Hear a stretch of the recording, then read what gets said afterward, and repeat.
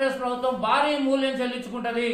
మొన్ననే చదువుకున్న టీచర్స్, చదువుకున్న మేధావులు ఎమ్మెల్సీ ఎలక్షన్లో చిత్తుగా ఓడగొట్టిర్రు.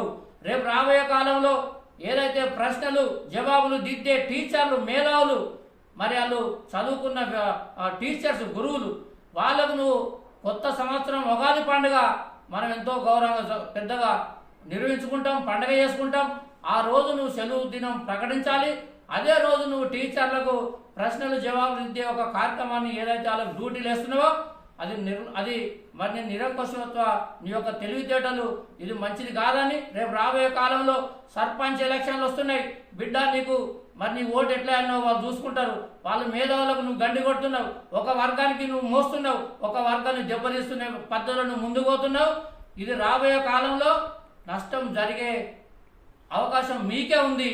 ఆదివారం రోజు నాడు కంపల్సరీ హిందువులకు నువ్వు ఒక సెలవు ప్రకటించాలి. ఏదైతే ముస్లింలకు ప్రకటించావో వాళ్ళకి ప్రకటిస్తున్నావు అని చెప్పి మేము అనడం లేదు. వాళ్ళకి ఇచ్చేది వాళ్ళకి ఇవ్వండి. మా హిందువులకు ఇచ్చే పండుగను ఆ రోజు నువ్వు మరి సెలవు దినంగా ప్రకటించిన సరే, లేకుంటే ఇది నువ్వు భవిష్యత్తులో దెబ్బతింటావు. ఇది భవిష్యత్తులో నీకు చాలా ప్రమాదం. నీవు ముఖ్యమంత్రిగా ఉంటావా ఉండవా? మొన్న 2 ఎమ్మెల్సీలు ఓడిపోయినావు.